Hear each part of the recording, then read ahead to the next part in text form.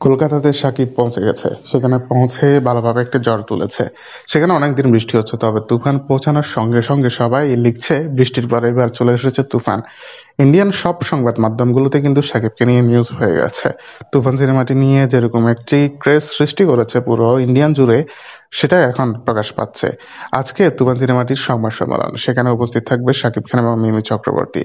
তবে আবার শাকিবকে সংবর্ধনা জানাতে ভুলেনি মিমি চক্রবর্তী। মিমি চক্রবর্তী শাকিবকে সুস্বাগতম জানিয়েছে কলকাতাতে। তিনি বলেছে, "শাকিব খান এখানে পৌঁছেছে। আমি যখন বাংলাদেশে পৌঁছেছিলাম তখন ওনারা আমাকে খুব সম্মান করেছে। আমিও শাকিবকে এখানে সুস্বাগতম জানাই। আপনারা দুজনেই কে একসাথে দেখতে পাবেন আমাদের আজকের অনুষ্ঠানে।" সব মিলিয়ে শাকিব-মিমির কেমিস্ট্রি যেন আরো জমে উঠেছে। দুজনকেই পর্দায় বেশ ভালো মানাচ্ছে এবং কি দর্শক গ্রহণযোগ্যতাও দীর্ঘদিন পর পেয়েছে মিমি চক্রবর্তী। তো বন্ধুরা, ভিডিওটি নিয়ে আপনাদের মতামত জানিয়ে দিন আমার ভিডিওর কমেন্ট বক্সে। ধন্যবাদ।